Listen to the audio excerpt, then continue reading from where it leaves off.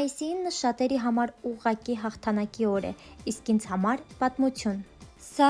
հորական կողմից պապիս հոր մասին վկայող միակ փաստաթուղթն է, որ Արտաշ Գաբրիելյանը մասնակցել է հայրենական մեծ պատերազմին և համարվում է անհայտ կորած։ Իսկ նա Արծվիկ Բաղոնցն է, մորական կողմից տատիս մայրը։ Արցախի Մարտակերտ քաղաքից մեկնում է հայրենական մեծ պատերազմ, հասնում մինչև Բեռլին հաղթանակում և իհարկե հաղթանակը պարով տանում։ Պատերազմի ժամանակ ծանոթանում է ուկրաինացի Վիկտորի հետ։ Պատերազմից հետո նրանք ամուսնանում են։ Նրանց առաջնեկը ծնվում է Ուկրաինայում, իսկ մնացած 3-ը Արցախի Մարտակերտում։ 1992-ին երկու քեռիներս Ժիրայրն ու Սարիբեկը կանգնեցին հայրենի հողի համար։ Հազարավոր անպատասխան ժպիտների և նրանց ներկայությունը վայելելու փոխարեն ես գոռոզ հպարտությամբ տոնում էի մայիսյան 2-րդ և 3-րդ հաղթանակը։ Նրանց սխրագործության պտուղը Շուշիի հաղթանակով Արցախի պաշտպանության բանակի ստեղծումն էր։ Մարտոնը ինձ համար տարեթիվ չէ, դա պապիս որբ մնալու պատմությունն է,